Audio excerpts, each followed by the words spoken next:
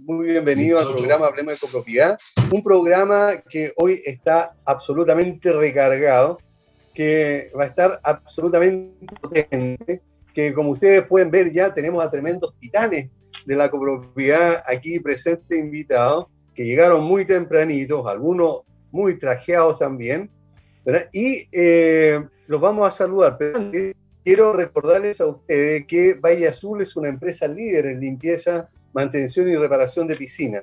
Deja en manos de profesionales serios y responsables la mantención de tu piscina en condominios particulares.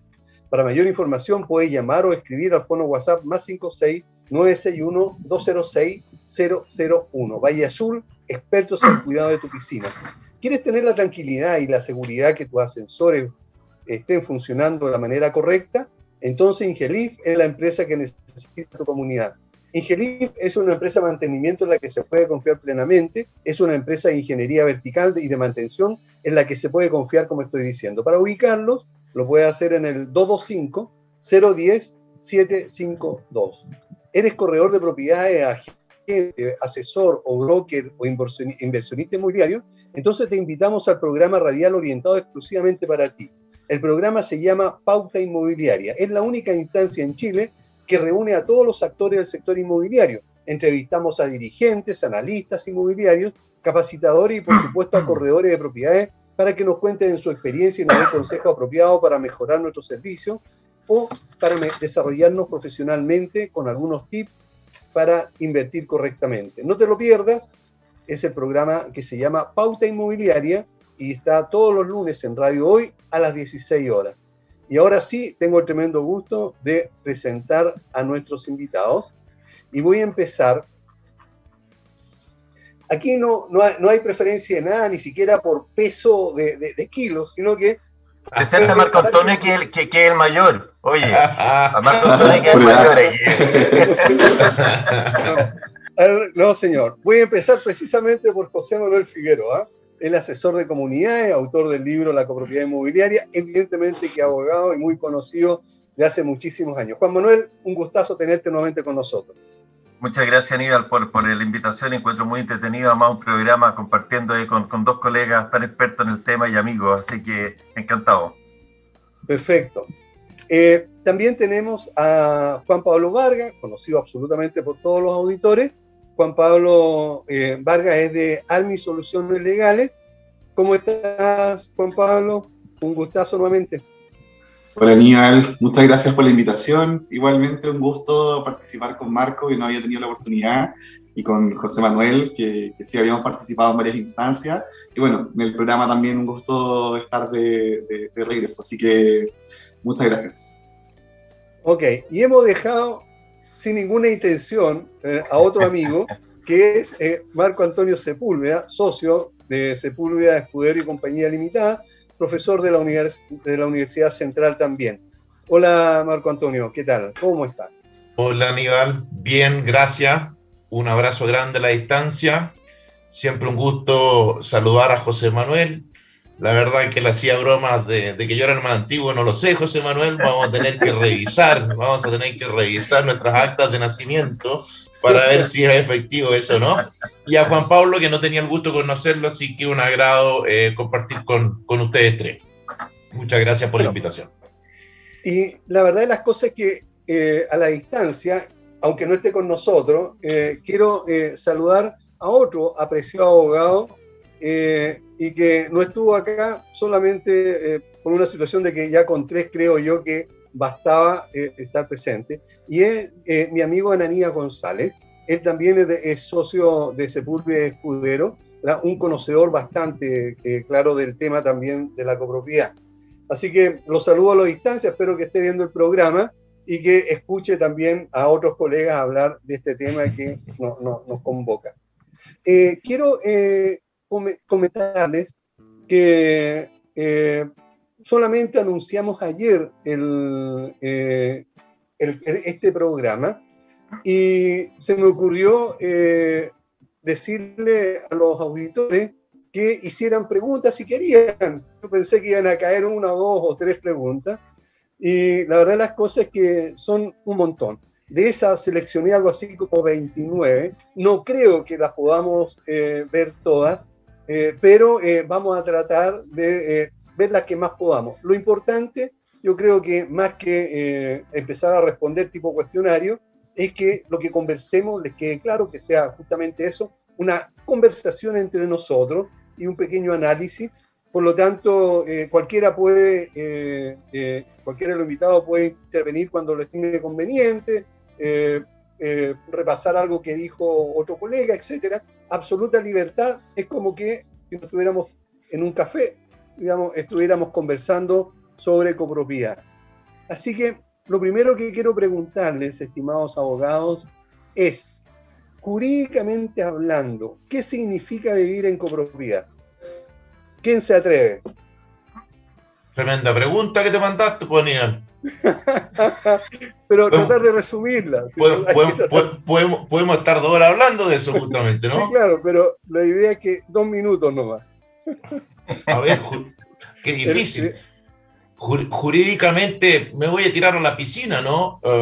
Jurídicamente, no obstante que estamos viviendo en la esfera de la propiedad privada, porque evidentemente cuando hablamos de los condominios sujetos a la ley 19.537, estamos hablando de la propiedad privada, del derecho de propiedad que está amparado constitucionalmente, pero a la vez también significa una serie de limitaciones que uno tiene que asumir justamente en la esfera de la autonomía de la voluntad, dado este interés común que se genera, ¿no?, en torno a esta comunidad, valga la redundancia. Por lo tanto, hay un sacrificio, a mi juicio, claro, de ciertos intereses individuales, o bien un juego, si ustedes quieren, lo que más les gusta en ese contexto. Pero evidentemente vivir en copropiedad no es lo mismo que vivir aisladamente en una casa, por ejemplo, que no está sujeta a un régimen como ese. Eso lo diría en términos muy sencillos. Evidentemente uno podría explayarse más. Yo me imagino que Juan Pablo y José Manuel pueden decir muchas otras cosas más, ¿no?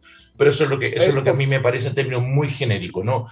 De ahí que uno pida o hable de la cultura de vivir en copropiedad. La cultura de vivir en copropiedad. Creo que eso es muy importante, y a veces la mayoría de los conflictos que se suscitan, es justamente por una falta de cultura de entender lo que es vivir en copropiedad. Perfecto. José Manuel, ¿algo que comentar al respecto? Sí, no, solamente complementar lo que dice Marco Antonio, que si nos vamos a un aspecto aún más jurídico, la copropiedad tiene la característica de que se entrelazan 2 derechos. Está el derecho individual y absoluto que tiene cada comunero o cada propietario sobre su unidad, departamento, estacionamiento y bodega, protegido constitucionalmente, como dice Marco Antonio, y a su vez se da un fenómeno curioso, que hay una copropiedad sobre los bienes y espacios comunes. Entonces, ahí permanentemente hay un juego que hay una línea divisoria, porque, por ejemplo, todo lo que son los órganos de administración, llámese asamblea, comité de administración y administrador, por regla general, hay algunas excepciones, su facultad y atribuciones están siempre circunscritas y limitadas a lo que es administrar los espacios comunes. Por lo tanto, en principio no se pueden meter, por así decirlo, en la administración de lo que es la propiedad individual. Eso cada uno opera con su propio sistema, digamos, dentro de la regla que está el reglamento de copropiedad.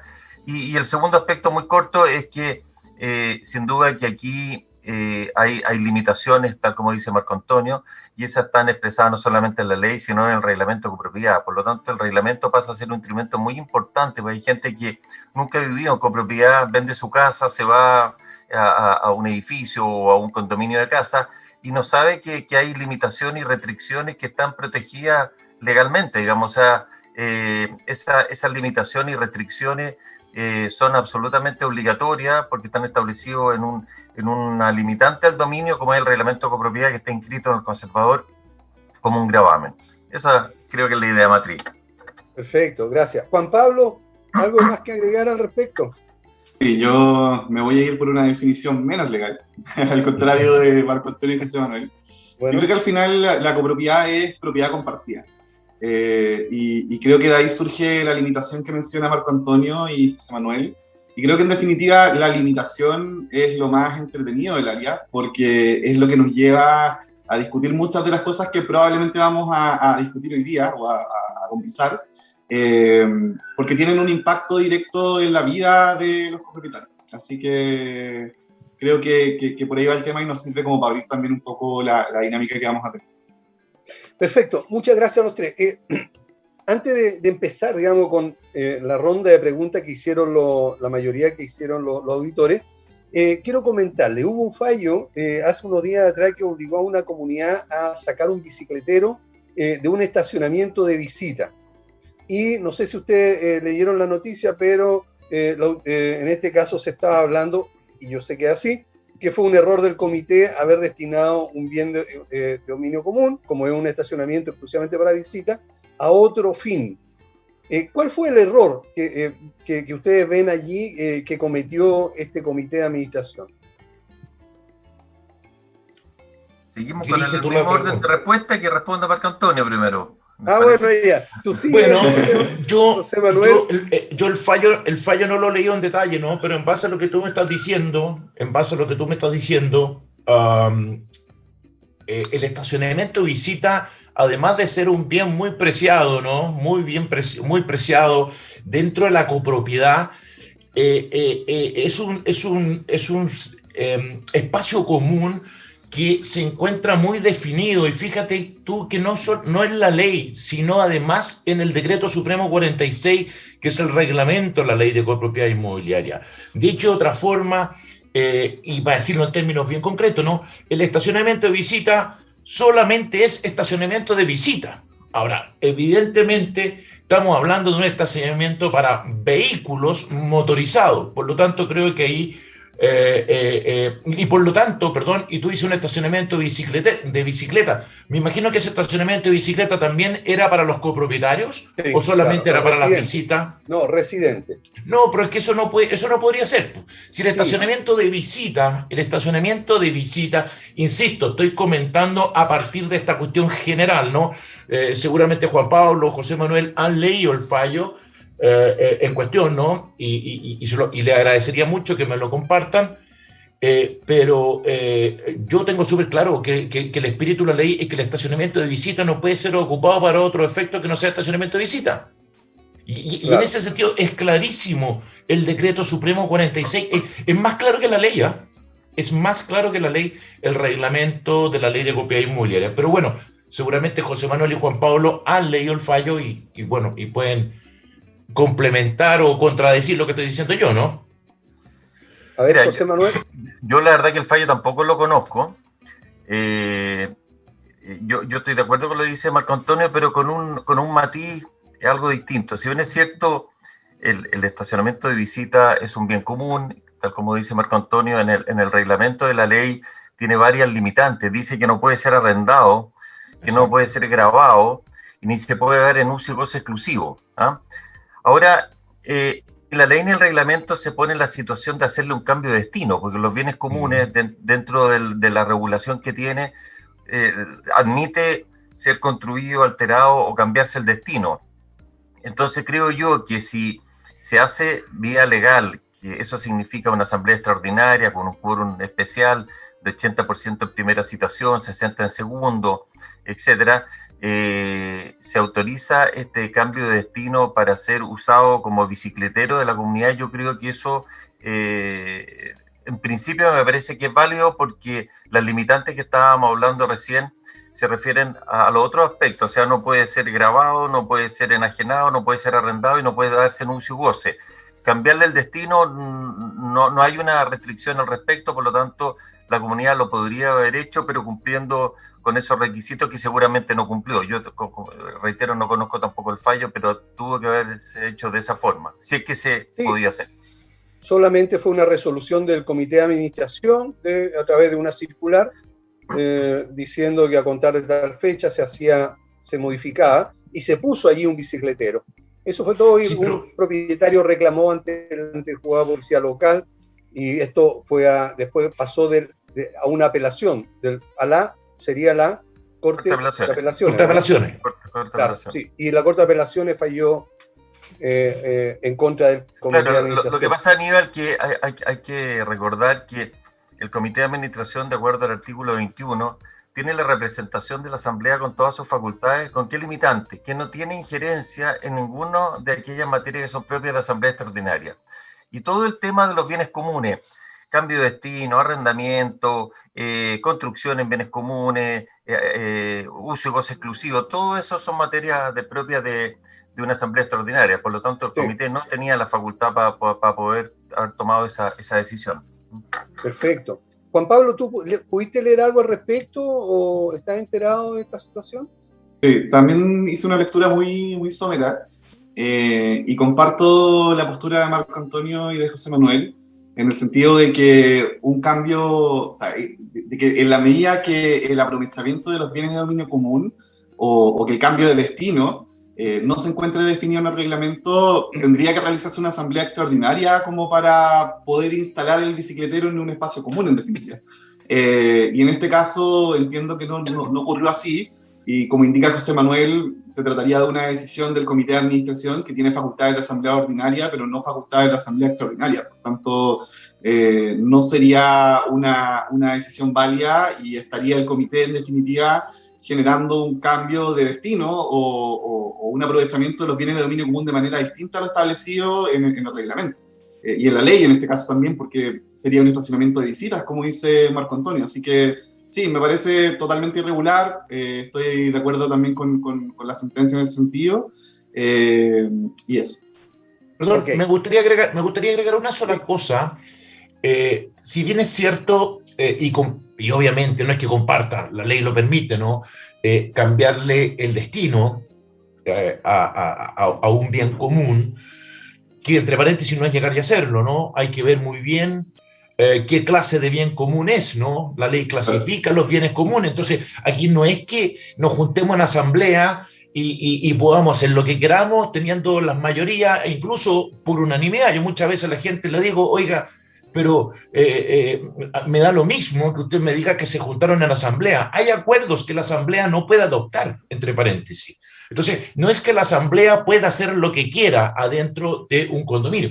Y en este caso, yo tengo dudas de que es en cuanto a que solamente se puede juntar la asamblea y cambiarle el destino. Primero, veamos y analicemos de qué tipo de bien común se trata. Y aquí, cuidado, tú estás alterando normas urbanísticas. Resulta que los estacionamientos de visita exceden el ámbito de la copropiedad inmobiliaria y caen ya en lo que es la legislación urbanística. Por lo tanto, aquí, a mi juicio, no es llegar y que se junte la asamblea y le cambie el destino a los estacionamientos. Incluso eso consta en el certificado de copropiedad inmobiliaria.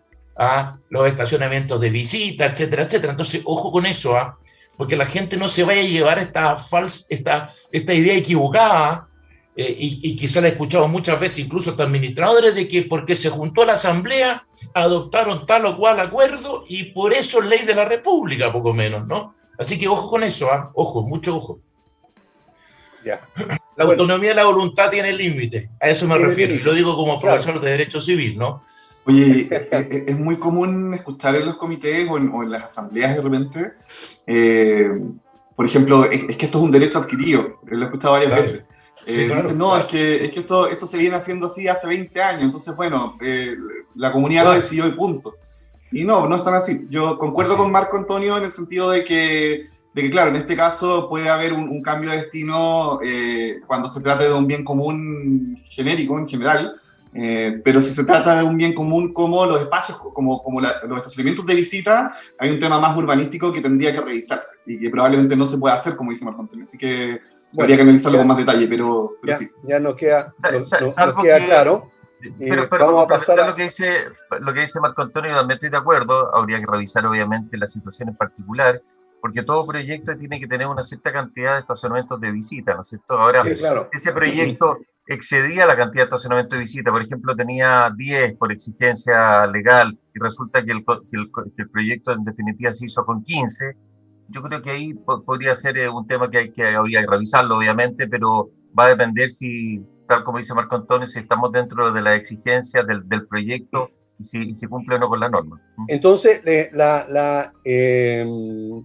este caso, lo que habría que haber hecho, o se debe hacer, es, primero, la propuesta, después la segunda, la asamblea extraordinaria, con los quórum, etcétera. Una vez aprobado, llevarlo a la notaría para producir la escritura pública, después llevarlo a la dirección de obra para que fuera autorizado, y después inscribirlo en el conservador, ¿verdad?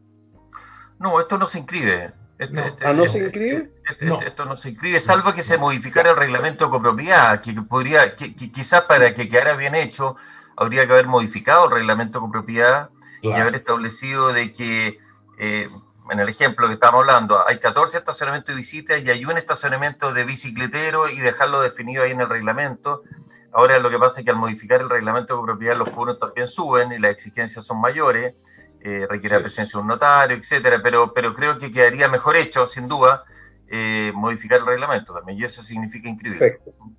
Sí, okay. Claro. Ya. Ahora, en todo caso, la recomendación, Aníbal, la recomendación es otra, en vez de todo eso. Ver, que contraten asesoría legal adecuada, eso es lo que le diría yo al comité. Sí, yo también, muy de acuerdo.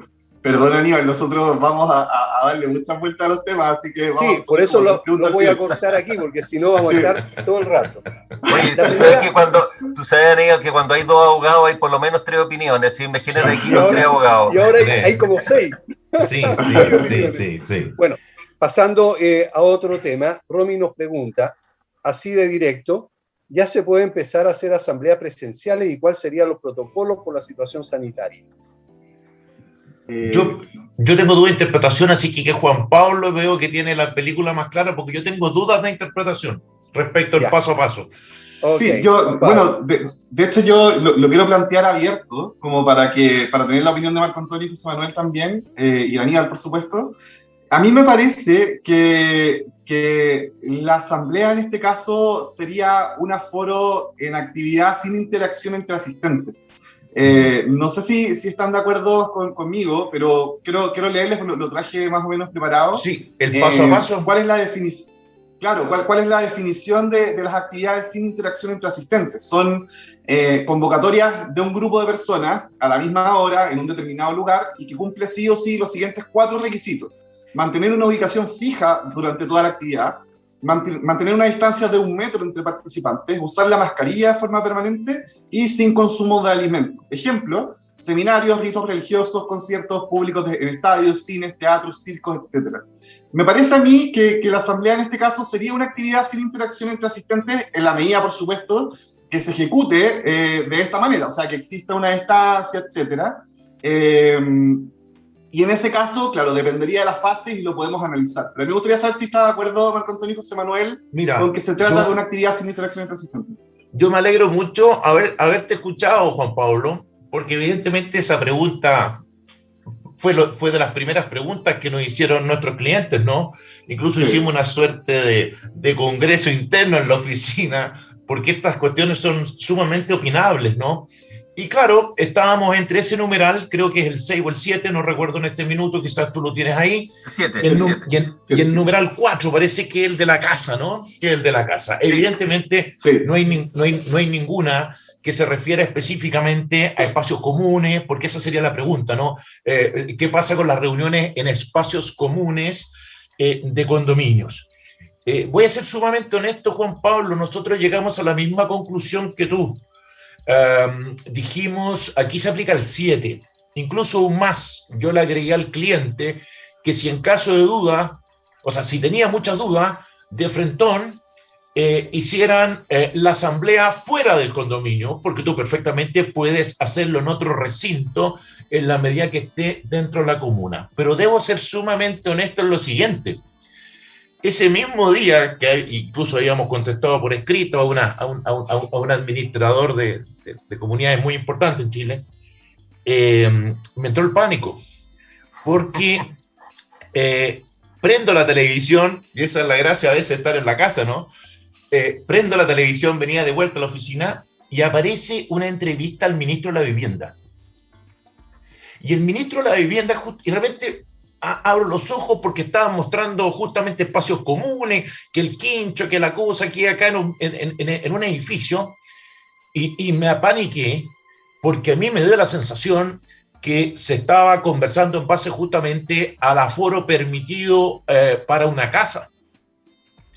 Incluso el Ministerio de la Vivienda sacó una suerte de instructivo que a mí no me aclara nada, entre paréntesis, no me aclara nada, pero sí me dejó preocupado. ¿Y por qué digo esto? Porque imagínense usted que uno le recomienda al cliente seguir el paso 7, ¿no? Que un aforo son como 100 personas o más. Juan Pablo, corrígeme, yo siempre soy malo para los números, pero son muchas personas, ¿no? E imagínate que pasan los carabineros y se los llevan presos. O sea, al que van a llamar a uno y lo van a colgar en la plaza pública. Así que no sé, José Manuel, si tú nos puedes despejar un poco, pero quiero ser, he contestado con mucha honestidad, algo profesional, no obstante que nuestra interpretación fue la misma, Juan Pablo, entramos en pánico cuando escuché al ministro de la Vivienda hace un par de días. Esto fue el martes, Fue el martes. Sí, gracias. José Manuel, la verdad que, tal como dice Marco Antonio, esto ha sido una pregunta no solamente diaria, sino que cada media hora te hacen esta pregunta. El tema, la verdad es que primero no está expresamente regulado en este instructivo de 8 de julio. Yo la verdad que soy más cauto quizás que mis queridos amigos y colegas, en el sentido de que mirando bien el instructivo número 4, dice reuniones en residencias particulares. Y pone incluso entre paréntesis y clubes de adultos mayores. Yo creo que los condominios vienen a ser residencias particulares, no está regulado en los espacios comunes, pero es una sumatoria, o sea, una sala de eventos, por ejemplo, en un condominio, es una quizás sumatoria de residencias particulares. Y los aforos, obviamente, que si tiene el paso de movilidad son 20 personas. Ahora, si nos saltamos el numeral 7, que estaban ustedes señalando, la actividad sin interacción entre asistentes, dice que está prohibido en residencias particulares y pone los ejemplos que para mí entender son como centros de eventos, porque habla de seminarios, ritos religiosos, recintos deportivos, cines, teatro y circo. Entonces, y los aforos, la verdad que son impresionantes, porque en la medida que tienen el pase de movilidad, son 500 personas en lugares cerrados y 1000 en espacios abiertos. Así es. Entonces, eso me hace pensar a mí, con los ejemplos, más los aforos, que pensar que una asamblea de copropietarios pueda tratarse como un evento deportivo o como un rito religioso, tipo un funeral, digamos. Yo soy más cauto y creo que esto es una residencia particular. Perfecto. Ahora, ayer me hicieron una pregunta que tengo que reconocer que pillo. Me dijeron, bueno, ¿y qué pasa? Porque nos conseguimos en el colegio que está muy cerca, en la misma comuna, a 2 cuadras. Es lo que te planteé yo recién, José Manuel, claro, es lo que planteé recién. ¿Cuál es el aforo? Y ahí yo dije, bueno, claro, los colegios tienen un aforo, pero para actividades académicas, pero porque son los mismos alumnos todos los días en la misma sala, pero cuando ya llega a una sala, personas que vienen de diferentes partes, no sé, hay que... Está más complicado. Sí. Vamos a una pausa y volvemos. No se vaya porque vamos a seguir conversando con estos abogados, pero vamos a tratar de apurarlos más en su respuesta, porque llevamos 3, ¿verdad? Y estamos recién, y nos queda mucho con la tercera recién, así que por favor, vamos a volvernos. Bien, ya estamos de vuelta en el programa Hablemos de Copropiedad, y tal como lo hemos estado viendo, estamos con Marco Antonio Sepúlveda, José Manuel Figueroa y Juan Pablo Vargas, todos especialistas en el tema de la copropiedad, ya connotados abogados con muchos años de experiencia, y por supuesto bien renombrado y reconocido en todas partes. Estaba conversando sobre si se puede empezar ya a hacer asambleas presenciales, y estábamos conversando también en la pausa sobre el 4 y el 7, digamos, de acuerdo a las disposiciones de la autoridad. Y entre medio llegó, porque siguen llegando preguntas y observaciones, llegó un comentario de Romy, que es la misma persona auditora que hizo el anterior, y me dice, Aníbal, más concreta, la respuesta queda más confuso. Consulté en MinSal y me dijeron que sí se puede realizar asamblea. Caso particular, tenemos un jardín grande, por lo que entiendo no habría problema. Conforme a la experiencia, nos asisten más de 50 propietarios de 126. ¿Qué dice usted, don Marco Antonio Sepúlveda? Bien, bueno, primero pedirle disculpas a la auditora, pero justamente ese es el problema que tenemos los tres en este minuto, ¿no? Que es un tema extraordinariamente interpretable y un poco oscuro, ¿no? Ahora, me parece a mí que hizo muy bien la auditora en hacer la consulta al MinSal, pero me parece que la pregunta está mal formulada, porque la pregunta no es si se puede o no celebrar una asamblea. La pregunta es otra: ¿cuál es el aforo permitido? Porque ya sea que me vaya por el aforo que se permite para una casa, que es el punto 4, o me vaya por el aforo del punto 7, que se refiere a eventos sin interacción, ¿no? En ambos casos se permite la reunión de personas. Lo que sucede es que los aforos son diametralmente distintos. Por lo tanto, si la auditoría quiere que seamos concretos, asambleas sí se pueden celebrar. El problema que vamos a tener va a ser de aforo. Y obviamente entre el punto 4 y el punto 7 del paso a paso es inmensa la diferencia de aforo que hay entre uno y otro. Y la otro punto es que también se podrían celebrar fuera del condominio, que ahí me parece, y creo que con Juan Pablo coincidimos, que ahí sí que no hay duda que se aplicaría el 7. Pero, pero ahora una contrapregunta. Independientemente del aforo, que pueden ser 20 o 30 personas, ya sea en un lugar público o fuera de la comunidad o dentro. Si por esas cosas de la vida, Romy dice que tiene 126 unidades de esa comunidad de la que está hablando, ¿verdad? Y nunca más van más de 50. Y pensemos de que hacen en un lugar abierto, digamos, donde sean 50, digamos, el aforo permitido, y llegan 53. ¿Cómo selecciono yo como administrador a quién no le permito el ingreso y a quién se lo permito? ¿Y qué estaría violentando o violando? O sea, ¿qué pasa con los derechos de esos a quienes no le permito el ingreso a la asamblea? Estaría sin duda, Aníbal, discriminando. Estaría discriminando. Y además se produce otro tema, de que los aforos son distintos dependiendo si tienen el pase de movilidad o no lo tienen. Entonces, claro, tú puedes exigir el pase de movilidad, pero ¿qué pasa si llega a una asamblea una persona, un propietario, tiene la inscripción de dominio a su nombre, hasta está vigente, ¿no es cierto? Y no tiene el pase de movilidad, ya sea porque no se ha puesto ninguna de las vacunas o está en el proceso. Lo vamos a dejar fuera de la asamblea y decir, señor, usted no puede participar, porque si participa el aforo baja inmediatamente a la mitad. Entonces, oye, y lo otro que quiero decir que si interpretamos que las asambleas están bajo el numeral 7, ojo que si bien es cierto, dijimos recién los aforos en espacios cerrados y en espacios abiertos, pero dice que el aforo es una persona cada 8 metros cuadrados de superficie útil. O sea, si estamos hablando de una sala de evento, por ejemplo, porque interpretemos que es el número 7, yo la verdad que creo que es el 4, pero supongamos que es el 7. Hacen la reunión en la sala de evento, que resulta que la sala de evento tiene 80 metros cuadrados, para hacer el ejemplo más fácil. Quiere decir que son 2 metros cuadrados, una persona cada 2 metros cuadrados de superficie útil. Perdón, una persona cada... Sí. Una persona de 8 metros cuadrados de superficie útil, dicen en lo que es preparación. O sea, es una persona cada 8 metros. Eso es lo que estoy ya. Entonces, si la superficie tiene 80 metros, quiere decir que pueden participar máximo 10 personas, digamos. Sí, claro. Sí, entonces, claro. Tampoco, claro, porque te dice que puede ser entre 100 hasta 500, pero para eso necesitáis un espacio muy grande. El jardín puede ser, ¿no es cierto? Pero en un espacio cerrado, estamos en invierno todavía, estamos con un clima especial, pero lo normal es que hacerla al aire libre es más difícil. Entonces, si caemos en un espacio cerrado, interpretando el número 7, en definitiva es una persona cada 8 metros cuadrados. Oye, José Manuel, pero sería quizás la respuesta que es relativo, porque, por ejemplo, claro, en transición es una persona cada 8 metros cuadrados de superficie útil, en preparación es una persona cada 4 metros cuadrados, en apertura es una persona cada 2.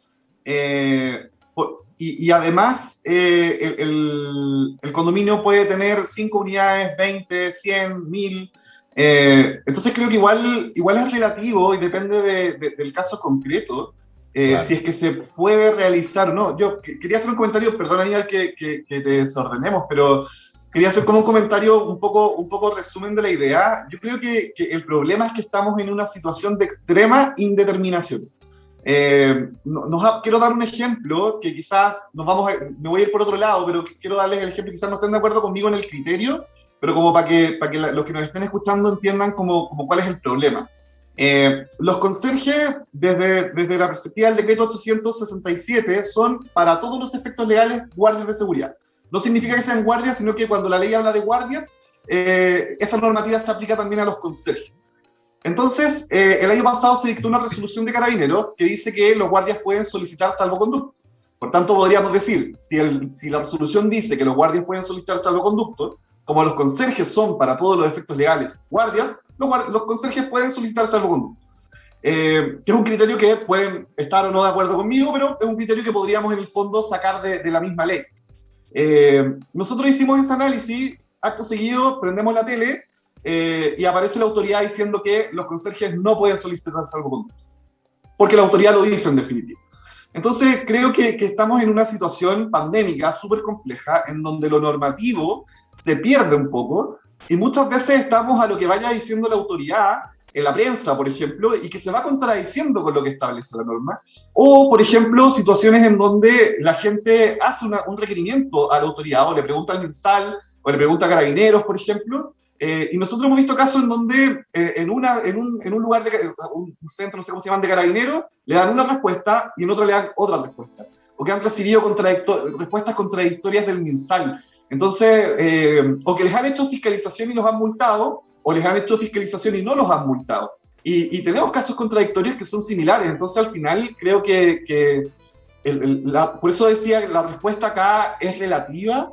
Se debe tomar con mucha prudencia también, o sea, lo que decía Marco Antonio, puede que sea aplicable, por ejemplo, quizás el criterio legal es que es el punto 7 del paso a paso, pero en el fondo la comunidad igual debe tener en consideración que tenemos una indeterminación de parte de las autoridades, que por tanto podría eventualmente hacerse una fiscalización y lo podrían multar, y es algo que no podemos prever porque depende mucho del caso concreto y del criterio del fiscalizador. Entonces, no sé, a mí me parece que es un tema complejo y que es de difícil resolución hoy. Bueno, ya, correcto. Queda claro entonces, tenemos que continuar. Romy, trataron de ser nuestros amigos lo más claro posible, que depende de cada uno. La recomendación entonces es que cada caso se vea directamente con la autoridad sanitaria. Patricio pregunta, es más sencillo, pero ya sabemos la respuesta. ¿Se puede convocar a una asamblea de copropietarios de manera virtual o híbrida? Yo creo que no. Yo creo que no se pueden celebrar asambleas virtuales. Por un montón de razones que son muy largas de explicar, pero me parece que el texto de la ley nunca previó una situación como esa. Producto de ello es que la nueva ley, me carga hablar entre paréntesis de la nueva ley, porque no hay ninguna nueva ley, ¿no? El proyecto de ley que está en tramitación en el Congreso justamente contempla este tipo de posibilidades, justamente porque la ley actual no lo contempla. Y además, insisto, se producen otras problemáticas, incluso cuando es necesaria la asistencia de un notario, justamente se producen problemas ya de índole notarial, nada que ver con la copropiedad inmobiliaria, que tiene que ver con competencia territorial. Es decir, hay un montón de factores, a mi juicio, que permiten sostener que no es posible la realización de asambleas virtuales, y prueba de ello además que, si bien es cierto, tampoco ha visto la luz. Durante el año 2020 se presentó un proyecto justamente tratando de permitir que en época de pandemia pudiesen celebrarse asambleas virtuales. Por lo tanto, todos esos antecedentes, y no me quiero explayar, me hacen pensar a mí que no es posible hacer asambleas virtuales. Ya, hay otro aspecto, yo coincido con Marco Antonio. Lo que pasa es que estamos en una situación casi como un estado de necesidad, porque las comunidades no hicieron asamblea el año pasado, no han podido hacer esta. Entonces, bueno, puede ser que lo toquemos más adelante, pero ¿cómo funcionan entonces? Yo me he visto la necesidad de, no obstante que coincido con Marco Antonio, pero me he visto la necesidad de algunos condominios de hacer la asamblea virtual, sencillamente porque no había administrador y el comité había renunciado. Entonces, ¿qué hacíamos? ¿Ah? Claro. Me llevé la mayor sorpresa. La verdad que mientras más grande el edificio, más difícil manejarla virtualmente. Mira, Me llevé la sorpresa que hay dos bancos, los dos bancos más grandes que hay en Chile, que en definitiva después me objetaron los poderes, porque me dijeron que no era válida la asamblea de ese tipo. Entonces, en definitiva, volvimos a foja cero. Entonces, aquí la verdad que estamos en un zapato chino. No podemos hacer José Manuel, disculpa, José Manuel, aprovechando lo que estás hablando de lo que está señalando la asamblea y de los comités, Alberto pregunta, quiero anexarla, ¿qué pasa con un comité que haya excedido los 3 años de su mandato y no llama a asamblea para la renovación o confirmación de este a causa precisamente del COVID? Bueno, mira, al imposible nadie está obligado. Sí, pero además el año pasado salió una ley que la verdad que pasó bien desapercibida, pero ha venido a tomar importancia ahora, diría yo, que es la ley 21.239, que fue publicada en el Diario Oficial con fecha 23 de junio del 2020, que justamente lo que hizo esta ley que fue prorrogar el mandato de todos los de directivos u órganos de administración, de asociaciones o organizaciones que son sin fines de lucro. Viene el detalle a quiénes le aplica y después la letra H dice que a las demás personas jurídicas sin fines de lucro, regidas por leyes especiales. O sea, yo creo que claramente la comunidad cae en eso, que es una persona jurídica sin fines de lucro, regida por la ley de copropiedad. Por lo tanto, ahí se entiende que el mandato se prorroga y una vez que termine el estado de excepción, dura hasta 3 meses después. Por lo tanto, habría que necesariamente hacer la elección de un nuevo comité una vez que termine el estado de excepción, ya habría 3 meses. Y esto ha sido, por lo menos en la experiencia mía, ha sido recogido y aceptado por Enel, por ejemplo, para el corte del suministro eléctrico, y también cuando se podía, porque ahora hay otra ley que le impide a ellos cortar la energía eléctrica. Y los bancos también han aceptado esta prórroga de los miembros del comité.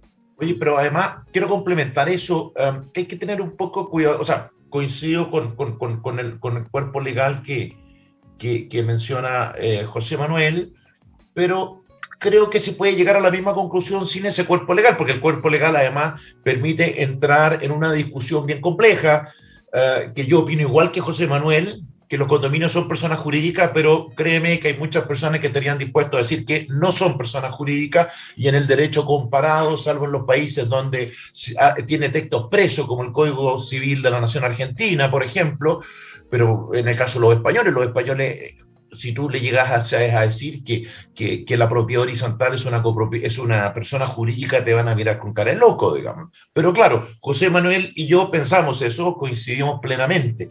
Pero yo creo que aquí también, aquí impera la realidad, porque si bien es cierto que el comité de administración tiene un plazo, nadie señala que es un plazo de caducidad. Evidentemente, ellos tienen que hacer entrega cuando puedan hacer entrega, ¿no? De sus cargos, ¿te fijas? Y creo sí que de las muchas imperfecciones que tiene nuestra ley de copropiedad inmobiliaria, porque fíjate tú que en la ley de sociedad anónima, haciendo el símil con el directorio, hay normas que hubiese sido extraordinario que nuestro legislador de la ley 137 hubiese adoptado. Pero con un poco de sapiencia, con un poquito de sapiencia, y justamente está esa, que dice que el directorio, mientras no haya una asamblea, una junta ordinaria que elija un nuevo directorio, ese directorio sigue vigente. No sé si se entiende. Entonces, sí, hay normas en nuestro ordenamiento jurídico que yo lamento mucho que quienes participaron en la ley 19.537 no las hayan tomado en consideración. Ok. Romy pregunta nuevamente, o sea, hace otra pregunta. De las atribuciones del administrador, ¿puede ejecutar acciones que no contempla autorización del comité? ¿Debe responder a requerimientos, informes, rendiciones cada vez que el comité lo solicite? Bueno, la respuesta es evidente, pero prefiero que la dé Juan Pablo o José Manuel. Juan Pablo. ¿Cuál es la pregunta? ¿Cuál era la pregunta? ¿Te la repito? Sí. ¿Sí? Ok, primero, Sí. ¿puede ejecutar, el administrador puede ejecutar acciones que no contemple autorización del comité? La No, segunda claramente no. pregunta O que sea, hace es, dale. ¿ah? Dime, ¿Ahora dime. sí? ¿Me Te escuchas o escucho no? cortado, pero Parece que debe estar con problemas de audio, Juan Pablo, ¿no? José Manuel, ¿tú lo Ah, escuchas bien? Yo te escucho bien, sí, sí. Sí, entonces, sí. Bueno, ¿puedes responder tú, José sí. Manuel? Dale, José Mientras se Manuel. me- Aquí el campo de actuación de cada órgano de administración está señalado en la ley. El administrador, en definitiva, es el representante de la comunidad y el que ejecuta los acuerdos del comité y de la asamblea. En materia de gasto, de partida la mayoría de las comunidades tienen doble firma, ¿no es cierto? O sea, aunque el administrador aprobara un gasto, si el comité no le firma después el cheque, no le hace la transferencia, o sea, en la práctica todos los gastos son visados, por así decirlo, podrían ser visados por el comité de administración o por alguno de sus miembros.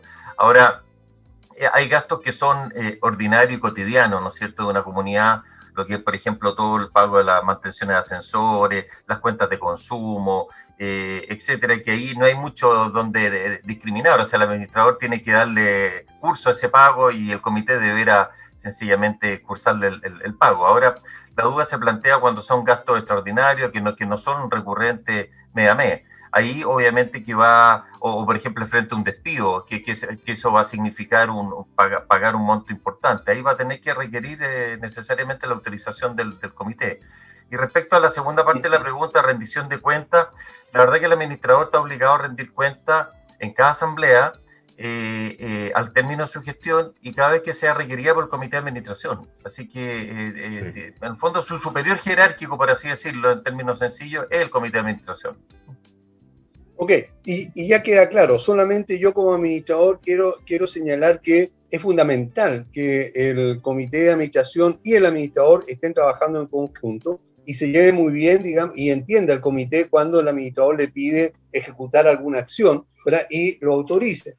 Entonces, la comunicación, digamos, y la buena relación es fundamental independientemente de lo legal, ¿verdad? Porque, claro, yo tengo el derecho y la obligación de contratar los seguros, de contratar las certificaciones, ¿verdad? Etcétera.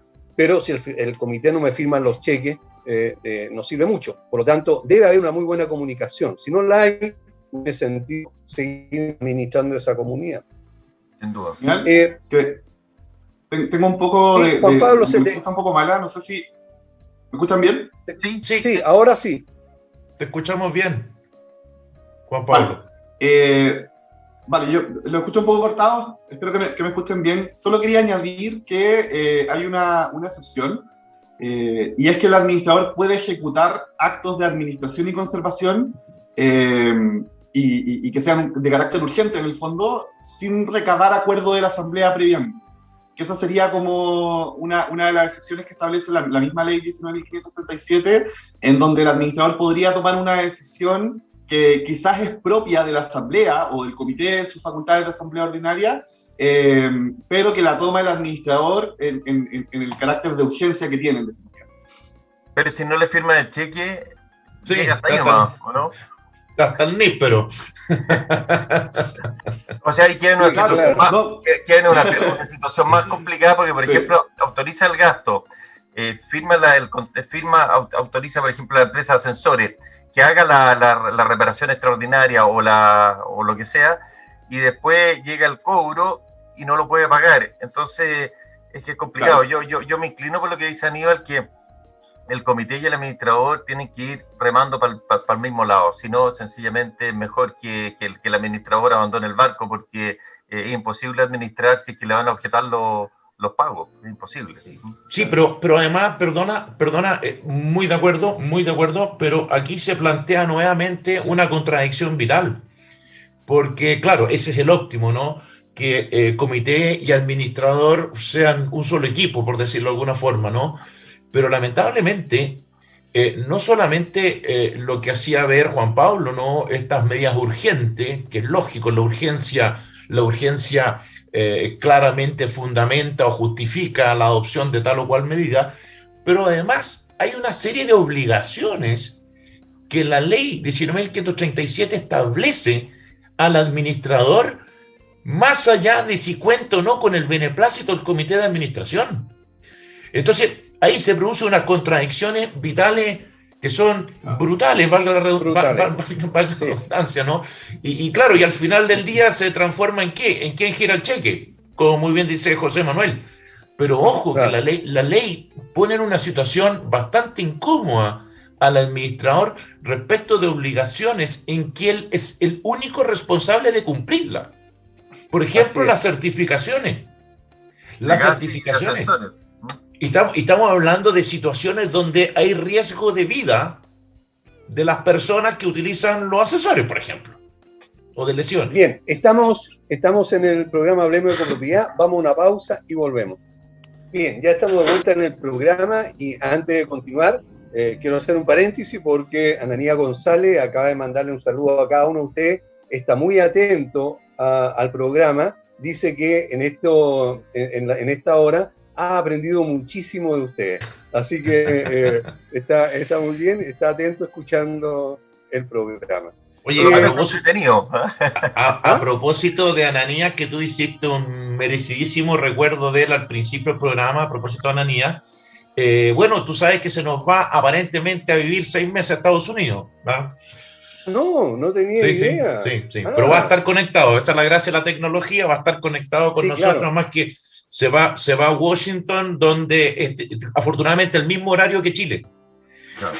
Claro. Sí. ¿Y va por trabajo o a estudiar?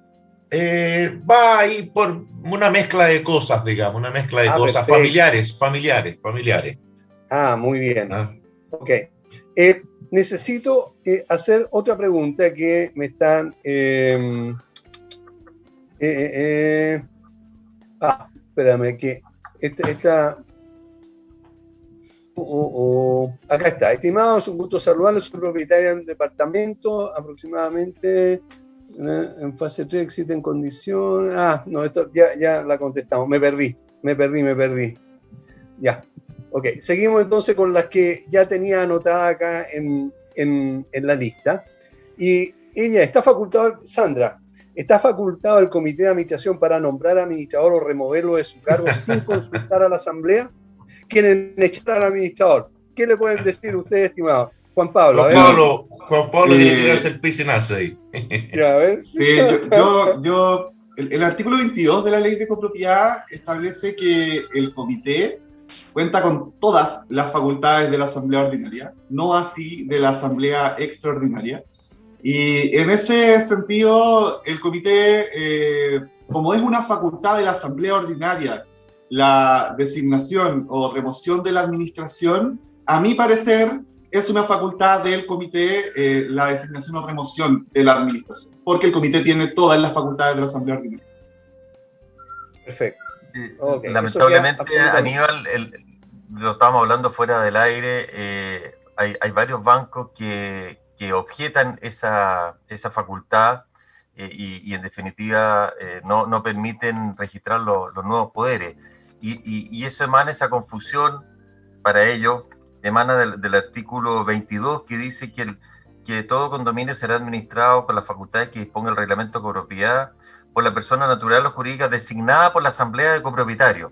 Entonces de ahí se agarran a decir que no tienen la facultad, pero tal como lo dice Juan Pablo, la ley en el artículo 21 señala que tiene la representación de la asamblea con todas sus facultades. Entonces yo lo que siempre le digo al banco, la ley hay que interpretar todos los artículos, uno no puede quedarse con uno, porque hay una interpretación armónica entre los diferentes artículos. Pero lamentablemente, o sea, respondiéndole a la persona que hizo la pregunta, sí tiene la facultad, pero hay instituciones que la objetan y mi sugerencia es siempre además ratificarlo en la próxima asamblea. Ok, clarísimo. Otra persona que no alcancé a anotar su nombre porque me la acaba de mandar, dice, si una persona no es propietaria, no puede participar en el comité de administración, pero puede participar como integrante de revisión de facturas y gastos, como una especie de revisora de cuentas. A ver, esa es una buena pregunta, entre paréntesis, creo que es una buena pregunta, porque claro, muchas veces los arrendatarios viven más la vida en condominio que el propio dueño de la unidad, ¿no? Bueno, está clarísimo, un arrendatario no puede formar parte del comité de administración. La ley es clarísima en orden a quienes pueden ser parte del comité de administración. El arrendatario sí podría participar, por ejemplo, en una asamblea de una forma muy sencilla, que estuviera facultado, tuviese un poder, ¿no?, para representar al respectivo copropietario. Ahora, el integrar otro tipo de organismo, como esta suerte de comité revisor de cuentas, a mí me parece que no hay ningún inconveniente, porque eso no está excluido en ninguna parte de la ley. De hecho, aún más, es una entidad que ni siquiera la ley reconoce, ni regula. Por lo tanto, cómo quieran organizarse internamente, voy a utilizar una expresión bien amplia, los residentes, por decirlo de alguna forma, de esa comunidad, me parece súper legítimo. No veo que se esté vulnerando ninguna norma. Que se designe un comité revisor de cuentas acá, que esté integrado por arrendatarios, por ejemplo. No le veo ningún problema. Claro, o puede ser el hijo o la hija del propietario, muchas veces, ¿verdad? Ahí no hay creo impedimento. Que es el mejor negocio que puede hacer la comunidad y también el administrador, ¿verdad? El tener revisores de cuenta para que estén continuamente revisando, alivian el trabajo del comité de administración y a su vez ratifican el buen trabajo que puede estar haciendo la administración en cuanto al movimiento de dinero y de pagos. Exacto, y además que en el caso del arrendatario no nos olvidemos, si bien es cierto la obligación legal de pagar los gastos comunes siempre es del copropietario, del dueño de la unidad, en la práctica, en virtud del contrato de arrendamiento, es el arrendatario el que paga los gastos comunes. Claro, perfecto. Ok, queda clarísimo. Y ahora... Quiero agregar una cosa, Aníbal, que me ha tocado ver muchas veces, siguiendo la idea de Marco Antonio, que la comparto plenamente. También de repente hay interés de esos arrendatarios o parientes, porque no necesariamente son arrendatarios, tal como dices tú, puede ser el padre o el hijo o el hermano, de integrar el comité. No pueden integrar el comité, pero nada impide darle la calidad de asesores del comité. Entonces, si bien es cierto, no está regulado en la ley, pero si realmente hay, porque digámoslo por su nombre, si hay alguien que quiere participar y quiere ayudar y remar para el mismo lado, yo creo que es bienvenido. Y podría participar en las reuniones del comité si lo invitan, ¿no es cierto? Sin problema. Pero obviamente que no tiene derecho a voto, pero puede participar como asesor. A vos sí, porque si no, ¿para qué lo invitas, digamos? Si va a estar ahí. Claro. Va a estar callado. ¿Verdad? Va a estar callado, ¿no? Es como el chico café, nomás no. Es como el chiste, ¿para qué te traje? Y eso también es súper práctico, y yo insisto en esto, y muy buen negocio para el administrador, que el comité tenga también asesores o tenga otras personas que lo apoyen y le ayuden. Muchas veces los comités están trabajando, llegan del trabajo, tienen que ver. En cambio, pueden haber otras personas que se encarguen de algún otro tema, ¿verdad? Y eso les alivia mucho a los integrantes del comité y también alivia mucho al administrador. Por lo tanto, si lo quieren hacer, encantado. Creo que es una muy buena opción para los administradores. Pero yo he visto condominios en donde se configura casi una startup, en donde designan, por ejemplo, un diseñador gráfico, no sé, como distintos cargos, y fíjate que son comunidades que su presentación es impecable, porque claro, efectivamente hay un diseñador que lo integran como el diseñador gráfico de la comunidad, gratis, en el fondo ellos ofrecen, y empiezan a modificar todas estas cosas del chat, etcétera, que es muy positivo para la comunidad. Entonces, en el fondo, como dicen, nada dice que no se pueda establecer alguna figura distinta, que no necesariamente tenga voto, pero que sí pueda ejecutar otras cosas con la aprobación del comité, obviamente. Quería añadir igual que en las facultades bancarias pasa lo mismo. Las facultades bancarias no necesariamente tienen que ser establecidas en el comité. De hecho, la ley dice que dice en el fondo se podrán girar o las personas que designe la asamblea de copropietarios. Y cuando dicen las personas, puede ser cualquier persona en definitiva. Por tanto, podría ser un arrendatario, el abogado, el contador, el administrador. Y por eso a veces pasa que en la facultad bancaria la tiene o un miembro del comité y el administrador, o dos miembros del comité, o un tercero. ¿No? Y perdón que me metan esto, pero es que igual es interesante, creo. por ejemplo, hay comunidades en donde hay un comité que deja de estar, en el fondo, abandona el cargo y asume un nuevo comité, pero el comité antiguo sigue firmando los cheques. Bueno, eso podría ser en la medida en que el comité antiguo mantenga sus facultades bancarias, al menos por un tiempo, hasta que al menos, por ejemplo, se otorguen las facultades bancarias nuevas. Entonces, ahí es importante que cuando se realiza el acta de la asamblea o cuando se realiza la asamblea propiamente tal o la reunión de comité, se indique, por ejemplo, que el comité, pese a que deja de permanecer en el cargo, mantiene las facultades bancarias hasta que se otorguen nuevas facultades bancarias, por ejemplo.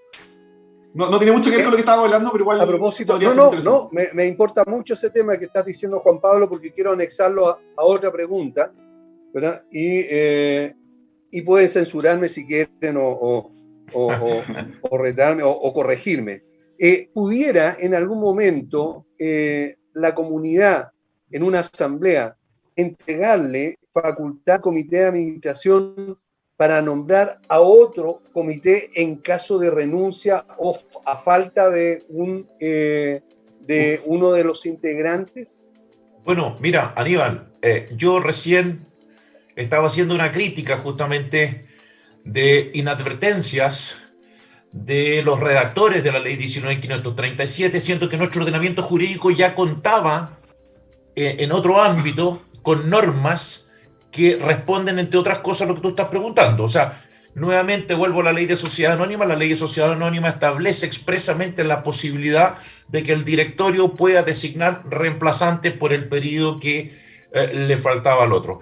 En materia de copropiedad inmobiliaria, lamentablemente, reitero, no tenemos esa norma, pero creo que si la asamblea, que aquí ya esto harina de otro costal, ¿no? Si la asamblea faculta expresamente para designar miembros del comité de administración, a mí personalmente me parece absolutamente válido, porque además incluso son facultades de asamblea ordinaria, ni siquiera extraordinaria.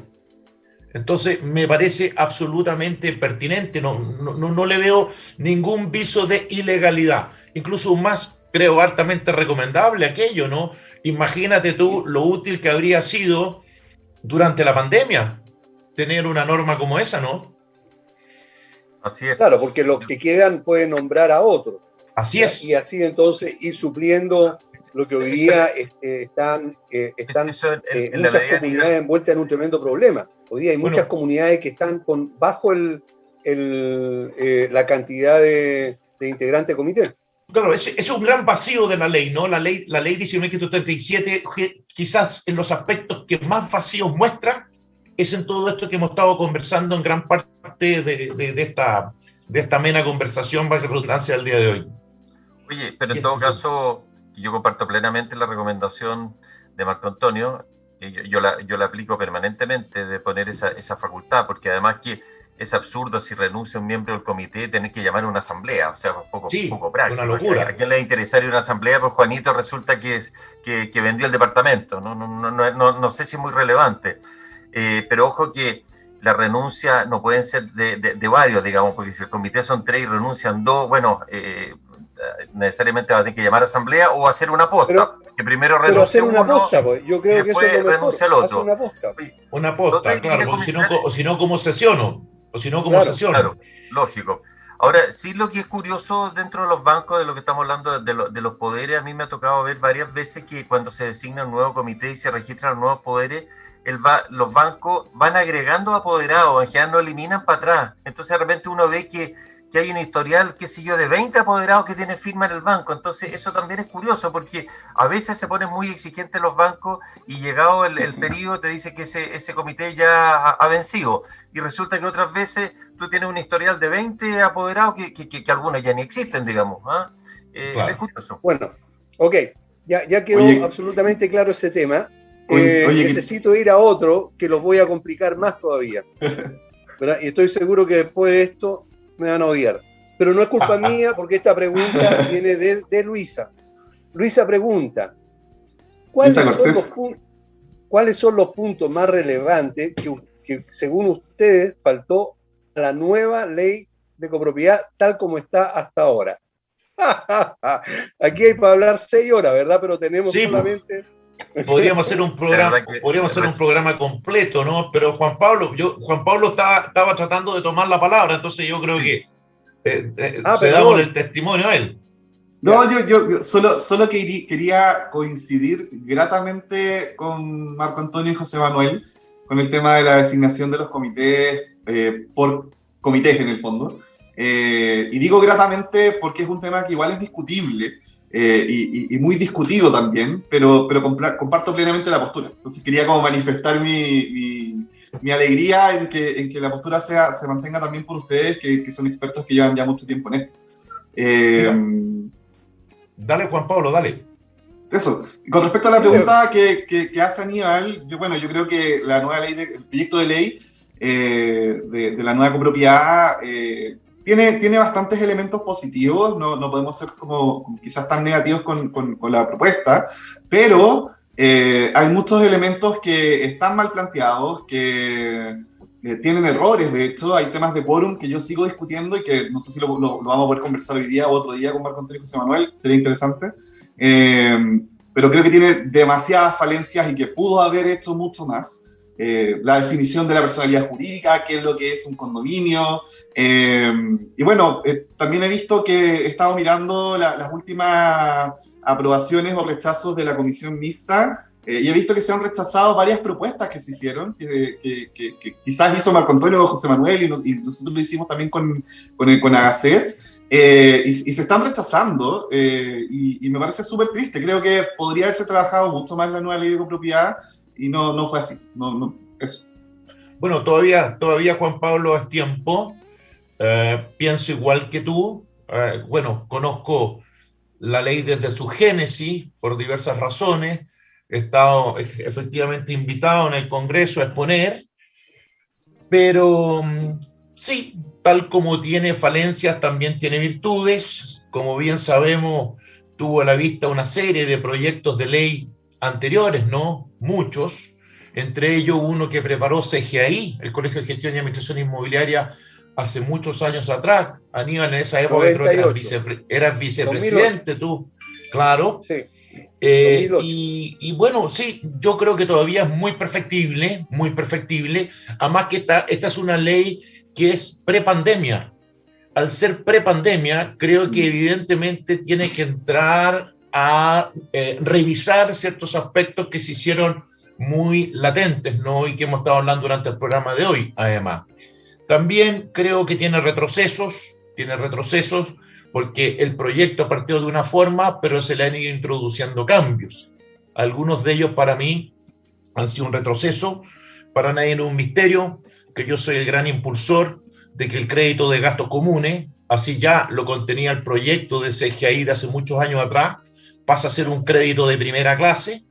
El proyecto original contempló esa idea, estableciendo que era un crédito de primera clase. Lamentablemente, ahora durante la tramitación lo volvieron a ubicar en la cuarta clase. Eso es por citar un ejemplo, ¿no? Por citar un ejemplo. Pero la verdad que esto da para un programa completo, Aníbal. Sí. Incluso para un seminario, ni siquiera para un programa, para un seminario donde se podrían perfectamente analizar.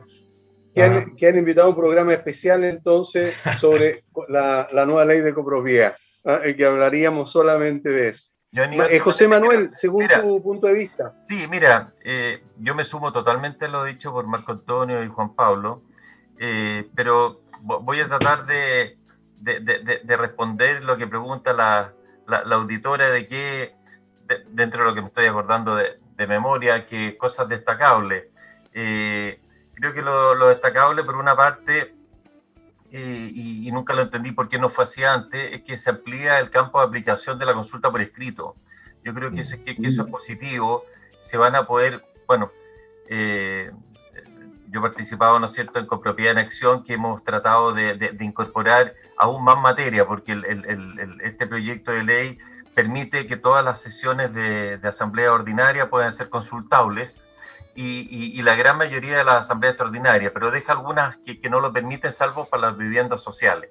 Pero bueno, pero yo creo que es positivo, por ejemplo, el administrador va a poder rendir cuenta de su gestión en una consulta por escrito, se va a poder elegir un comité de administración también en una consulta por escrito. O sea, yo creo que eso es positivo haberlo abierto, porque yo creo, sobre todo ahora después de la pandemia, yo creo que la gente, creo que, no sé si hay un efecto inmediato que la gente quiere participar en la asamblea, pero posteriormente yo creo que se va a dar un poco esta dinámica de hacer las cosas por escrito o quizás por videoconferencia.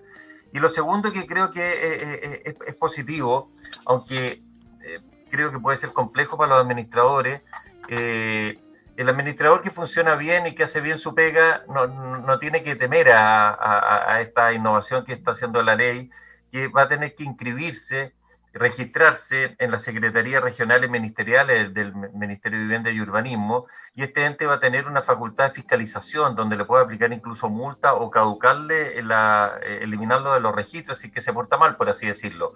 Y va a haber una obligación también cuando es remunerada la gestión, que prácticamente siempre lo es, de tener un curso de capacitación.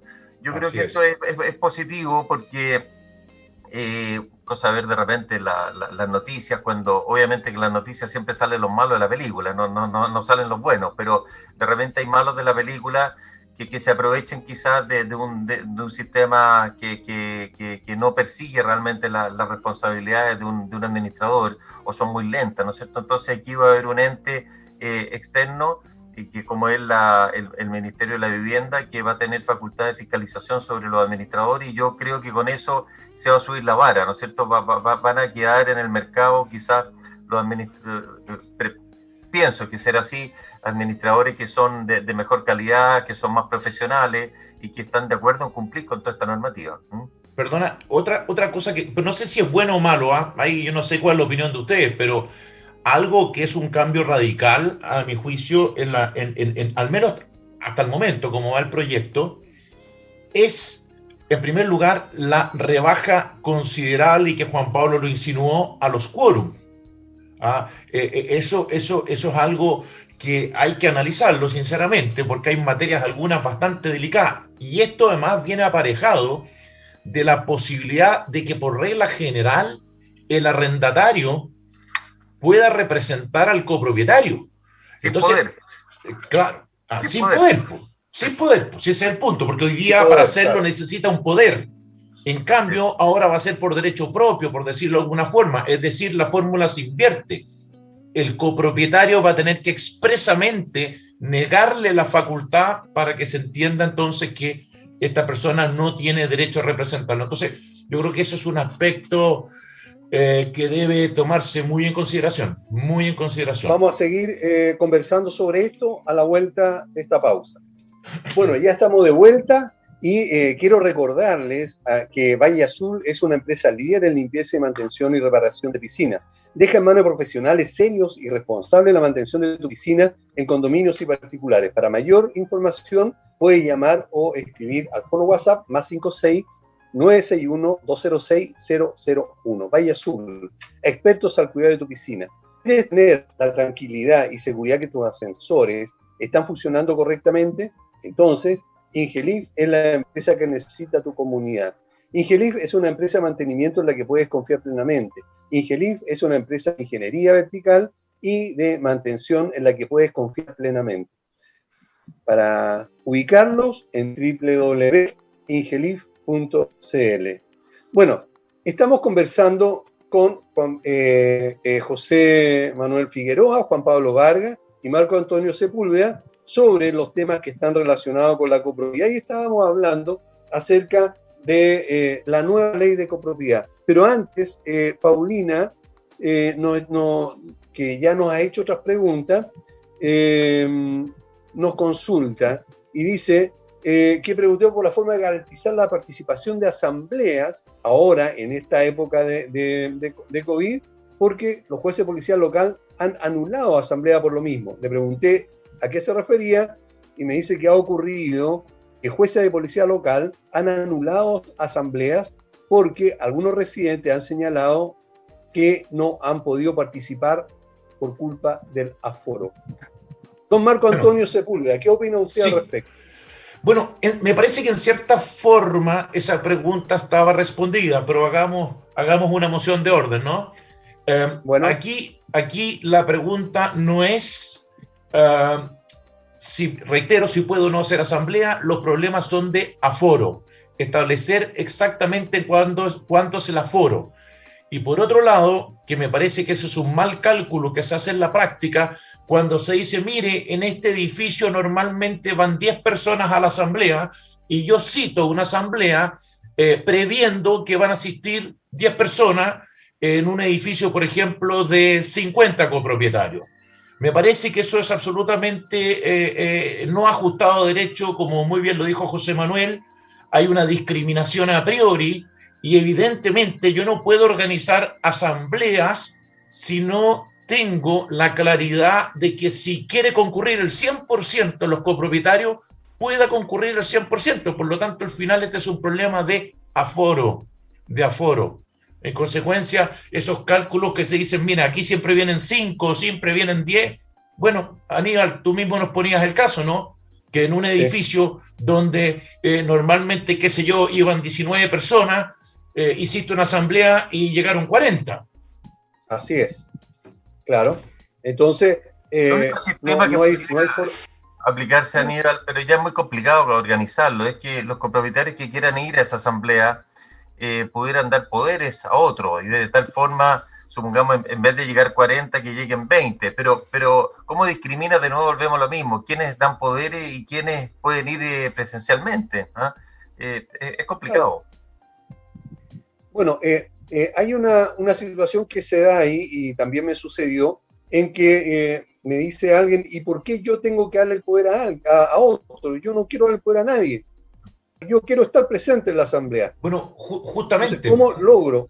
Justamente, Aníbal, a mí esa pregunta me la hicieron, y a propósito de lo que plantea José Manuel. Bueno, y si le decimos a los copropietarios que den poderes, bueno, ¿y desde cuándo es una obligación dar poderes? El poder al final se transforma en una figura contractual que se llama mandato, y el mandato por definición es un contrato de confianza. En consecuencia, yo no tengo ninguna obligación de otorgarle poderes a nadie, incluso un más. Podría otorgarle poder a una persona y al día siguiente arrepentirme y querer asistir yo personalmente. Por lo tanto, a mí no me parece una vía muy recomendable, y menos imponerle a los copropietarios que tengan que otorgar poder. Eso me parece una ilegalidad flagrante. Perfecto. Ok. A propósito de asamblea, estábamos conversando antes de la pausa sobre los quórum para asamblea en la nueva ley de copropiedad. Y ahí estaban ustedes conversando entre los tipos de quórum. ¿Qué opinan al respecto? ¿Es más conveniente la nueva forma que va a existir, digamos, para la exigencia de presencia de los propietarios a las asambleas? Yo creo, José Aníbal, Manuel, tú estabas haciendo una crítica bien potente. Mira, aparentemente se reducen, ¿ah? Por lo menos los más elevados, porque el quórum más alto va a ser un 66%. Pero el problema es que los quórums más bajos se elevan. Actualmente, bajo la normativa actual, una asamblea ordinaria se hace con los que asistan en segunda citación, por lo tanto no hay un quórum mínimo. En cambio, ahora nos va a pedir mínimo un 33%, en circunstancias que históricamente los promedios de asambleas de copropietarios son cerca del 17%. Entonces, en definitiva, aquí ya no va a existir primera ni segunda citación, es la citación. Por lo tanto, se va a producir el problema que vamos a citar una asamblea, no vamos a tener el 33% y nos vamos a tener que quedar con los brazos cruzados, porque podríamos citar a otra, pero si tampoco llegan.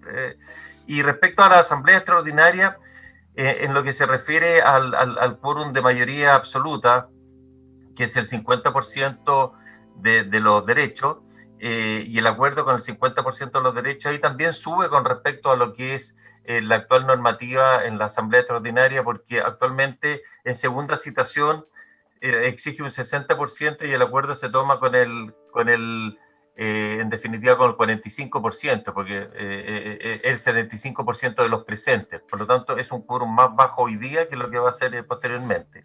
Y lo otro que estábamos comentando fuera del aire, que Si bien es cierto, esto se va, y es positivo, que se va a poder hacer vía consulta por escrito prácticamente en la gran mayoría de las materias, pero dice que hay que estarse a los quórums de aprobación de cada materia. Pero tratándose de una asamblea ordinaria que exige un 33% de mínimo, no sé cómo vamos a tomar el acuerdo de aprobación de la consulta, porque en definitiva se entiende aprobada con la mayoría de los presentes, pero no hay presentes. Entonces ahí hay un tema que no sé cómo se... Espero que en el reglamento de la ley, yo dentro de lo que estábamos hablando, Marco Antonio, no sé si en el reglamento de la ley que va a dictar el Ministerio de la Vivienda pudiera quizás aclarar. Ahora uno sabe que un reglamento es para reglamentar las materias que ya están en la ley, no puede cambiar la ley, ¿no es cierto? Pero no sé si ahí podría elegantemente meter algo respecto a esto. Aclarar. Aclarar, exactamente. Aclarar. Bueno, Juan Pablo, en el caso de la rendición de cuenta del administrador, la nueva asamblea, o sea, en la nueva ley, ¿cuántas veces van a hacer al año? La rendición no lo tengo claro, no sé si Marco Antonio o José Manuel, creo que son, que sigue manteniéndose una vez al año, ¿no? El proyecto originalmente eran 2 veces al año, pero sí, dos. Eso se estimó que no tenía sentido y por lo tanto es multiplicar la asamblea innecesariamente. Ahora, si hay una comunidad que quiere hacer más de una asamblea, está bien, pero que no sea una exigencia legal hacer 2 al año. Así que entiendo que quedó con una, por lo menos hasta la última vez que vimos. No, y además hay una cuestión que es de perogrullo, y eso me acuerdo, porque eso lo levantó, por ejemplo, CGI, me acuerdo perfecto, de que era absurdo obligar a 2, o sea, una semestral en el fondo, porque en definitiva cada condominio puede celebrar todas las asambleas ordinarias que quieran el año, y además no nos olvidemos que el administrador está obligado a rendir cuenta cada vez que se lo exija al comité. Entonces era una mala norma, que provocaba problemas prácticos enormes en muchas comunidades, y para qué decir dentro de la gestión del administrador. Así que estuvo bien que se haya y además con la consulta por escrito, si quieren en definitiva someter a la aprobación una segunda rendición de cuenta en el año, la pueden hacer vía consulta por escrito, así que no quieren hacer la asamblea. Así que hacer presente que la rendición de cuentas con el proyecto de ley sería que la rendición de cuentas ante el comité sería de carácter mensual. Eso difiere de lo establecido en la ley actual, porque actualmente es en el fondo cuando el comité lo solicite, pero en el proyecto de ley sería de manera mensual. Pero en la práctica, hoy el administrador le rinde cuenta al comité todos los meses. De partida, la mayoría de los cheques, porque todavía la gran mayoría de las comunidades está pagando cheques, se mandan con los respaldos necesarios. Al final se le envía absolutamente todo, lo que incluye hasta la conciliación bancaria.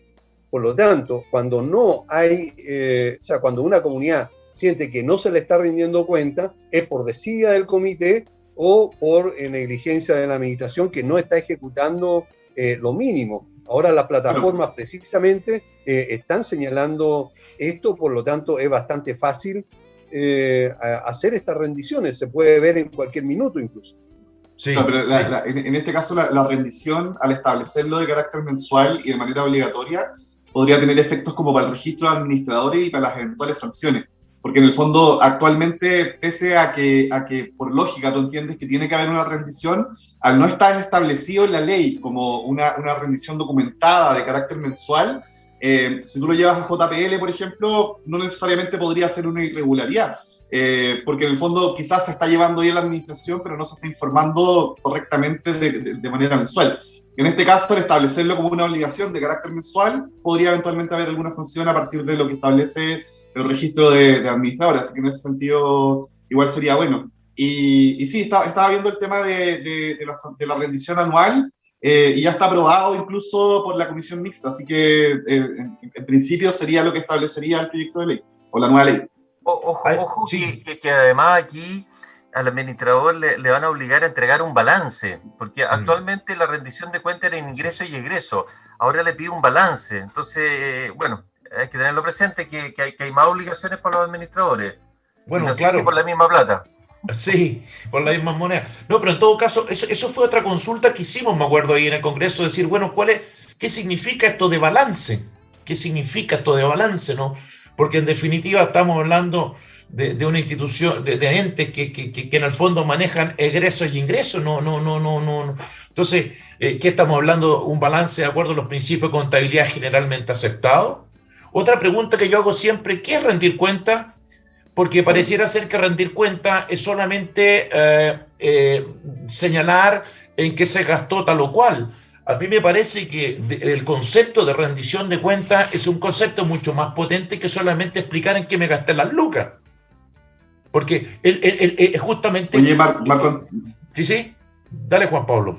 Marco Antonio, en ese sentido, ¿tú consideras que la ley debería ser mucho más expresa en los requerimientos? Por ejemplo, entiendo que en Argentina, no sé si en Buenos Aires o en qué área, se establecen ciertos formatos tipo para ciertas revisiones o gestiones. No sé si ustedes consideran que sería necesario aplicarlo acá. También lo hicimos presente en la comisión, que nos parecía que eso debía quedar debía definirse el desde. Ese balance al cual está haciendo referencia José Manuel, a mi juicio, en la ley, o bien, bueno, quizá el reglamento el día de mañana, José Manuel, no sé, pero debiese reglamentarse el desde. ¿Ah? Esto es lo mismo que el curso que tiene que hacer el administrador. Bueno, puedes poner 1000 cosas que tienen que hacer un curso, pero tendrás que definir la cantidad de horas, si hay ciertas materias mínimas, etcétera, etcétera, etcétera. Eso va a estar en el reglamento de la ley. Es lo mismo, exactamente. Los mismos asesores del ministro. Oye, pasando a un tema bastante distinto y relacionado con las elecciones de comité en una asamblea normal. Pensemos que ya, o antes de la pandemia o cuando ya se termine todo esto. Un señor González pregunta, ¿qué pasa si tengo más de una unidad y hay que elegir comité? ¿Puedo votar por más de un candidato? No. Por ejemplo, tengo tres unidades. No. ¿Verdad? Y yo tengo... ¿Qué pasa en ese caso? O sea, aquí quizá yo voy a causar polémica, ¿no? Pero rotundamente ¿ya? No, porque si hay una diferencia. Yo he estado haciendo durante este programa un parangón bien potente porque, bueno, yo también soy asesor de directorios de sociedades anónimas, entonces siempre hago el juego entre la ley de sociedad anónima y la ley de copropiedad inmobiliaria. En materia de sociedad anónima, yo puedo dividir los votos incluso por mi participación accionaria. Aquí fíjate que hay una norma expresa que dice que cada copropietario es un voto. Ya hay norma expresa en la ley de copropiedad inmobiliaria. Por lo tanto, la diferencia es que si yo tengo 3, 4, 5, 10 unidades, mi voto va a pesar más conceptualmente respecto a los derechos en el condominio. Y te reitero, hay norma expresa en la ley de copropiedad inmobiliaria. Dice que por cada copropietario es un voto. Yo entendí, Marco Antonio, la pregunta que la persona tiene más de una unidad. Eso claro, creo que era la pregunta. Entonces, yo creo que es perfectamente posible que esa persona, por ejemplo, tiene 3 departamentos, que por el departamento número 1 vote por Juanito, por el departamento número 2 vote por Pedrito, y por el departamento número 3 vote por la Luisa. ¿Ah? Eso es posible. Lo que no puede hacer, no. Tal como dices tú, no podría dividir el voto. Si él tiene un 1,5%, claro, no puede decir, mira, mi 1,5% que representa mi departamento número 1, le voy a agregar un 0,5% a tal candidato y un 1% al otro. Eso no lo puede hacer, es indivisible. Es que yo creo que ahí yo porque discrepo, reconozco, por eso dije, voy a causar la polémica, ¿no? Yo creo que no, porque la ley en este caso no lo hace depender de la cantidad de unidades, y la ley es sumamente clara, dice que cada copropietario tendrá un voto, sin distinguir si ese copropietario tiene 2, 3, 15 unidades. Al tener más unidades, la gracia es que su voto va a pesar más porque va a tener un porcentaje mayor de derechos en el condominio. Me cuesta entender esa frase de otra forma, ¿no? Cuando la ley dice que cada copropietario tiene un voto por unidad. Un voto por unidad. No dice eso. La ley no dice eso. Pero... La ley no dice eso.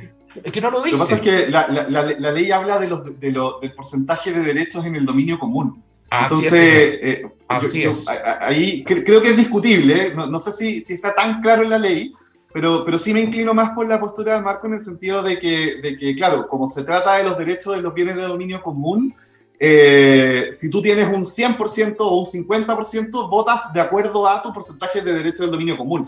Pero claro, podría surgir alguna discusión ahí porque en el carácter de copropietario, porque estamos hablando de copropietario por unidad o de copropietario en la totalidad del porcentaje de derechos? Es que sabe, yo creo que quiero entender por qué lo hizo el legislador en este sentido, porque justamente tampoco quiere que a veces las mayorías te pasen la planadora, porque si seguimos la tesis, por ejemplo, José Manuel, significa que si el día de mañana un determinado copropietario, el dueño del 80% del edificio, va a poder elegir el comité casi completo, si divide los votos. Claro. Si divide los votos. Ser. Y yo creo que justamente lo que la ley no quiere es que ocurra eso. Pero Marco Antonio, siguiendo el ejemplo tuyo, supongamos que ese propietario que tiene el 80% le da poder a 2 personas más, a cada uno le da el 25%. Va a poder hacer igual va a estar dividiendo el voto. Claro. Es que yo creo que la ley no permite esa división. Porque al decir... Votas por unidad. ¿Dónde aparece eso? Eso no aparece en ninguna parte de la ley, José Manuel. Los derechos que tienes, pero si estás representando a otra unidad, los derechos no son tuyos, son de un tercero. Chicos, claro, pero mira, en este caso, lo que la ley me parece que dice, por aquí lo tengo, será proporcional a los derechos del condominio. O sea, la ley dice un voto que será proporcional a los derechos del condominio. Ya, pues lo que estoy diciendo, y no dice que es por unidad. No dice que es por unidad. No dice que es por unidad. Eso. Buen claro, punto. pero uno participa por unidad. Cuando uno firma una lista de asistencia, está firmando por cada unidad. Pero mira, yo creo que es bueno, porque yo creo que las personas que nos están escuchando quizás estaban un poco aburridas, que estuviéramos de acuerdo en todo. Entonces está bueno. Está muy bueno. Sí, lo hace más atractivo. Lo hace más atractivo. Y va a ser un tema también que yo creo que vamos a tener que analizar en un nuevo programa. Ahora ya estamos terminando. Mira, perdona. Quiero dar las gracias a que quería leer el pasaje, dice. No, es que tengo el texto de la ley acá, dice. Cada copropietario tendrá solo un voto, y recalca la palabra, solo un voto, que será proporcional a sus derechos en los bienes de dominio común. A mí, sinceramente, me parece que esta frase es lapidaria. Sí. Oye, que manden un mensaje de texto al 1313 con su voto. Exacto. Uno para los que apoyan a Marco y 2 a los que apoyan a José Manuel. No, porque entretenido, fue entretenido esta última parte. Yo creo que esa va a ser la parte más entretenida del programa, ¿no? No, fue toda muy entretenida. Hoy tengo un montón de WhatsApp, no lo he podido leer todo, lamentablemente. Le doy las gracias a todos los auditores por haber las felicitaciones a los participantes, a los invitados y por supuesto al programa. Me despido de José Manuel Figueroa, él es abogado, asesor de comunidad y autor del libro La Copropiedad Inmobiliaria.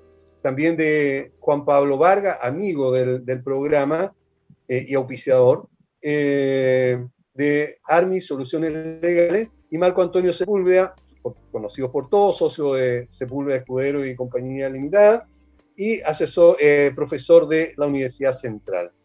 Así que muchas gracias, estimados amigos, por haber estado con nosotros.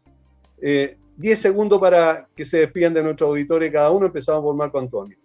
Bien, muchas gracias, Aníbal, por la invitación. La verdad que lo he pasado súper bien. Las 2 horas de programa se me pasaron volando.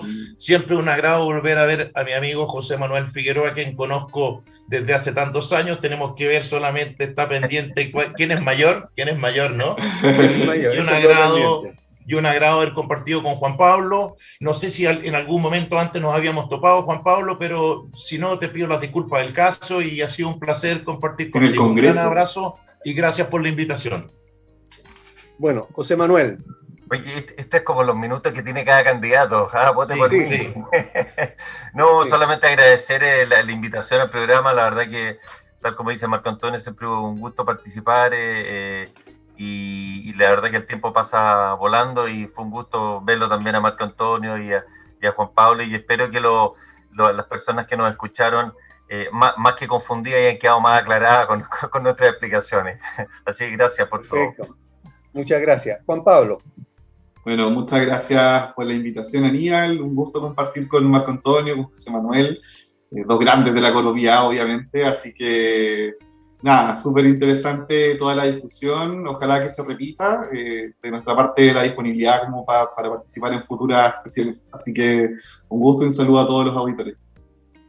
Bueno, Y por supuesto los auditores también, a cada uno de ustedes, amigas y amigos, muchísimas gracias por haber estado con nosotros y nos vemos como siempre los jueves a las 11 en punto de la mañana. Que estén todos muy bien. Chao. Adiós, Aníbal. Adiós a todos. Adiós, nos vemos.